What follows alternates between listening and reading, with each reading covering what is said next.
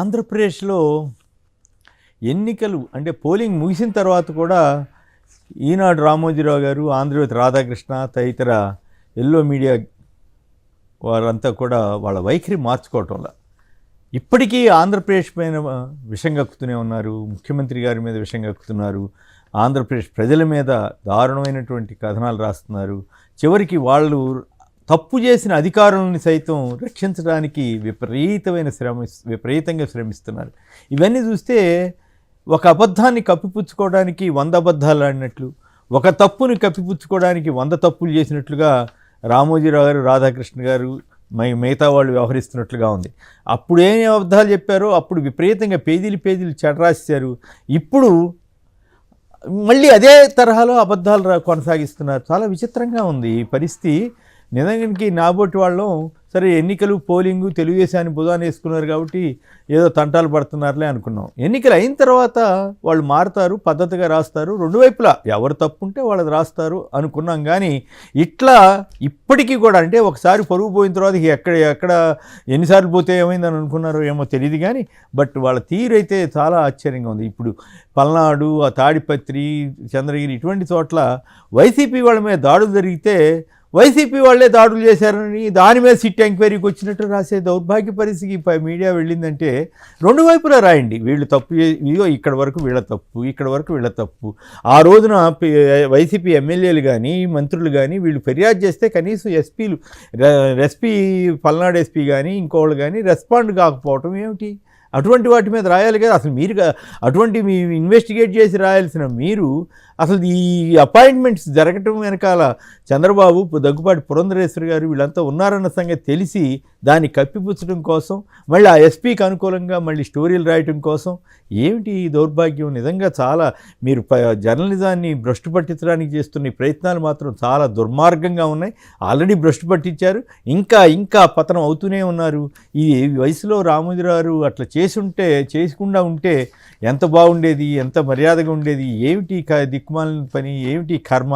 నిజంగా ఇప్పుడు చూడండి, తాడిపత్రిలో పోలీసులు వెళ్ళి ఎమ్మెల్యే ఇంట్లో దాడి చేసి సీసీ కెమెరాలు కూడా పగలగొడుతున్న దృశ్యాలు వస్తే ఇంతవరకు దాని గురించి ఎందుకు రాయట్లేదు వీళ్ళు? తాడిపత్రిలో 2 వర్గాలు అనుకుందాం, పోనీ 2 వర్గాలు ఘర్షణ పడుతుంటే రాళ్ళు విసురుకుంటుంటే పోలీసులు చోద్యం చూస్తా కూర్చున్న వీడియోలు వస్తే దాని మీద రాయాలి కదా. ఎవరు తప్పైతే వాళ్ళది రాయండి. రెండు వైపులా అసలు పోలీసులు ఏం చేయలేదని ఎందుకు రాయట్లేదు అంటే మళ్ళీ ఆ పల్నాడు ఎస్పీ గారికి అసలు ఫోన్ ఎత్తకపోయినా లేకపోతే ఆయన రెస్పాండ్ కాలేదని కదా ఇప్పుడు సిట్టు దర్యాప్తులో కూడా పోలీస్ ఆఫీసర్లు తప్పు ఉందని తేలుతుంది కదా. అదే కూడా అది రాయట్లేదే. ఏదో అది కూడా మసిపూసి మారేడికాయ చేసి దానికి కూడా మళ్ళీ కలరింగ్ ఇచ్చి రాస్తున్నారు. అంటే వైసీపీ వాళ్ళ మీద దాడులు జరిగితేనేమో అవేమీ కవర్ చేయకుండా అవేమీ కప్పిపుచ్చుతూ వైసీపీ వాళ్ళు ఎవరైనా ప్రతీకారంగా ఎదురు తిరిగి గొడవలు చేసి ఉంటారు కదా. కొన్నిసార్లు జరగలేదని మనం ఎట్లా అంటాం? జరిగితే వాటిని మాత్రమే హైలైట్ చేసే దారుణమైనటువంటి పరిస్థితికి దిగజారిపోవటం అంటే చాలా ఇది ఒకటే కాదు. ఎలక్షన్ అయిపోయిందండి, మరుసటి రోజు ఏం రాశారు? అసలు మరుసటి 1-2 రోజుల్లోనే డీబీటీ డబ్బులు ఎందుకే లేదు, ముందే వేస్తా ఉన్నారు కదా అని అప్పుడు రాశారు. ఆ తర్వాత డబ్బులు ఇస్తుంటే మళ్ళీ స్కీముల కింద డబ్బులు రిలీవ్ అవుతున్నాయి కదా, పేదలకి లబ్ధిదారులందరికీ వెళ్తున్నాయి కదా, మళ్ళీ అక్కడ కామ్ అయిపోయారు, కిక్కును మనలేదు.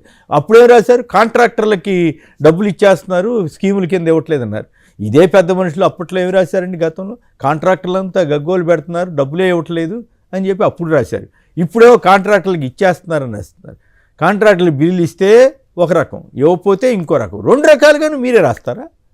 ఏం పద్ధతి? ఇదేం దరిద్రమండి బాబు. వాళ్ళు చాలా అసహ్యంగా ఉంది ఇవన్నీ చూడాలంటే. ఇక ఈ చీఫ్ సెక్రటరీ జవహర్ రెడ్డి గారి మీద అయితే మరీ అరాచకం అండి. ఇంత అరాచకంగా రామోజీరావుకి ఎందుకు అంత ద్వేషం ఆయన మీద నాకు అర్థం కాల.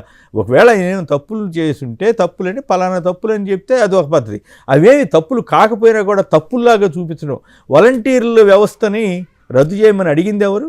వాలంటీర్ల వ్యవస్థని ఇళ్లకి వెళ్లకుండా చూడమని చెప్పింది ఎవరు? నిమ్మగడ్డ రమేష్ కుమార్ గారు, చంద్రబాబు గారు, వీళ్ళే కదా, రామోజీరావు గారే కదా. అబ్బే దాన్ని కప్పిపుచ్చి వాలంటీర్లు ఎలక్షన్ కమిషన్ వాళ్ళు వాలంటీర్లు ఇళ్లకు వెళ్లకుండా చేస్తే దాన్ని కప్పిపుచ్చి జవహర్ రెడ్డి గారు సెక్రటేరియట్లకి, గ్రామ సెక్రటేరియట్లకి, వార్డు సెక్రటేరియట్లకి లబ్ధిదారులను వెళ్ళమని ఉత్తర్వులు ఇచ్చారు. అది దానివల్లే జరిగిపోయిందని ఇప్పటికి కూడా అదే రాయటం, దిక్కుమాలితనంగా రాయటం.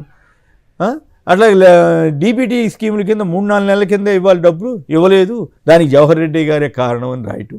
ఇప్పుడు ఇస్తుంటేనూ తప్పు పడుతున్నారు, అప్పుడు ఇవ్వకపోతేనూ తప్పు పట్టారు. ఏమిటి జవహర్ రెడ్డి గారి మీద మీకు ఏమైనా కోపం ఉంటే ఈ రకంగా పత్రికను అడ్డం పెట్టుకుని ఇట్లా నీచంగా రాయటం పద్ధతి కాదు. జవహర్ రెడ్డి గారు నిజంగా ఆయన ఏదైనా తప్పు చేసి ఉంటే ఖచ్చితంగా ఎలక్షన్ కమిషన్ వారు చర్య తీసుకునేవారు.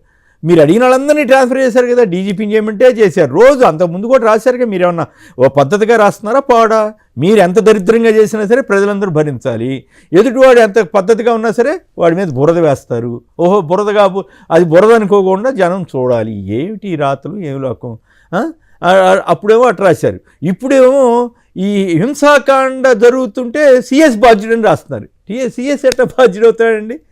డీజీపీకి తప్పు కాదంట, అక్కడ పనిచేసిన ఎస్పీలు బాధ్యులు, కొత్తగా దగ్గుబాటి పురంధరేశ్వరి గారు వీళ్ళు పెట్టమని వాళ్ళని పెట్టారు కదా, వాళ్ళ తప్పు కాదంట, సిఎస్ తప్పు బాధ్యత వహించాలంట. ఏం రామోజీరావు ఏం రాస్తున్నారు? మీ వాళ్ళు కాస్త మీ సిబ్బందికి చెప్పండి, సంపాదకులకి, వాళ్ళకి ఇంత తెలివి తక్కువ వార్తలు రాయమాకండి, పద్ధతిగా రాయండి అని. పోలీసు వాళ్ళకి సంబంధం లేదంటే సిఎస్ఏ బాధ్యత వహించాలి. అది సీఈఓకి, ఎలక్షన్ సీఈఓకి కూడా సంబంధం లేదండి.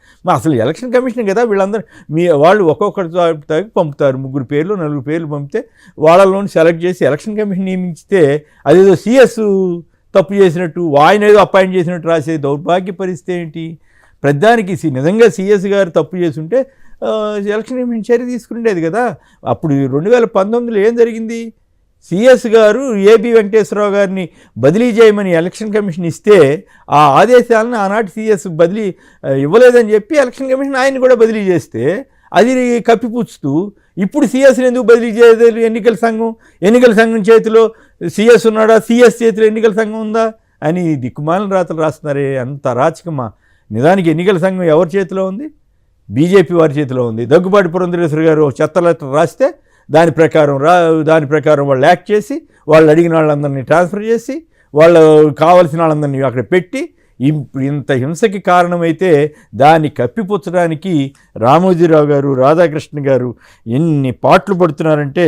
చాలా విశాఖలో ఏదో గొడవ జరిగిందట, ఓకే వార్త ఇస్తే వచ్చు, కానీ వైసీపీకి ఓటే లేదని దాడి చేశారని పెద్ద వార్త రాశారు. మరి పల్నాడులో మరి అన్ని గొడవలు జరుగుతున్నాయి. పాపం బీసీ వర్గాల వాళ్ళు తలదాచుకోవడానికి చోటు లేక ఇళ్లలో నుంచి కొడితే వాళ్ళు వచ్చి ఆలయాల్లోనూ అక్కడ రక్షణ తీసుకుంటే మీ కంటికి కనపడలేదా?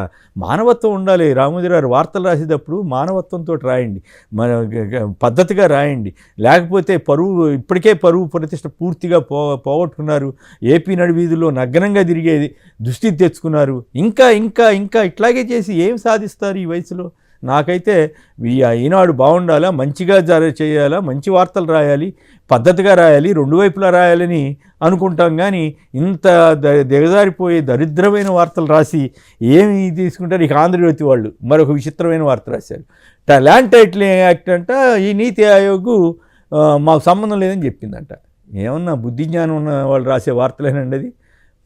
దానికి ఎందుకు రాశారంటే సాక్షికి సంబంధించిన డిప్యూటీ ఎడిటరు వెంకటేష్ అన్న ఆయన నీతి ఆయోగ్ని క్వశ్చన్స్ చేశారు. వాళ్ళు ఈ మోడల్ యాక్ట్ మీరు పంపించారా లేదంటే అవును మేమే పంపించాము, అది మంచిదే, దానివల్లని వాళ్ళు సమాధానం ఇస్తారు. దానికి ప్రతిగా ఆంధ్రజ్యోతి ఆయన ఎవరో సమాధానం వేశాడో లేకపోతే ఇంకెవరన్నా తెలుగుదేశం ఆయన వేశారో, ఆంధ్రప్రదేశ్లో ఈ యాక్టులో ఈ అంశాలు ఉన్నాయని మీకు తెలుసా, ఇట్లాంటివి. వాళ్ళు ఏమన్నారు, మాకు తెలియదు అన్నారు.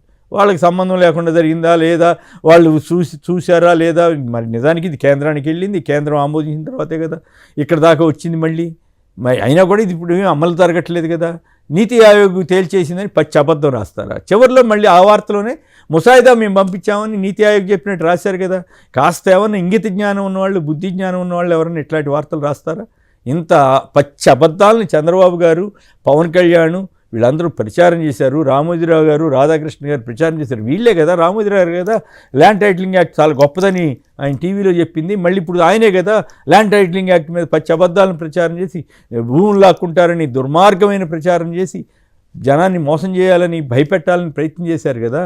అవన్నీ మరి వదిలేసి ఇప్పుడు మళ్ళీ ఏదో నీతి ఆయోగ్ మీద అబద్ధాలు ఎందుకు రాస్తున్నారు? సో కాబట్టి ఈ 2 పత్రికలు ఈ రకంగా కనీసం ఇకనైనా మానండి.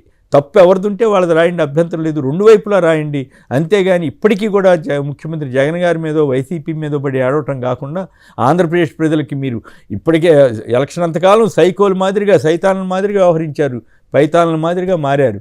ఇప్పటికీ అదే పద్ధతిలో ఉంటారంటే అది జనం క్షమించరు, చరిత్ర క్షమించదు. ఇవన్నీ కూడా ఒక నిజానికి చెప్పాలంటే ఎవరైనా పరిశోధకులు జర్నలిజం ఎలా ఉండకూడదు, సంపాదకులు యజమానులు ఎంత నీచంగా మారకూడదు అన్న దాని మీద పరిశోధన చేస్తే ఒకటి కాదు అనేక డాక్టరేట్లు వస్తాయి. దానికి ఈ ఈనాడు, ఆంధ్రజ్యోతి ఇట్లాంటి కొన్ని TV5 ఇవన్నీ ఉన్నాయి కదా, వాళ్ళ తీరే ఇందుకు నిదర్శనం. ఖచ్చితంగా ఇకనైనా మారండి అని మాత్రమే నేను కోరుకుంటున్నాను.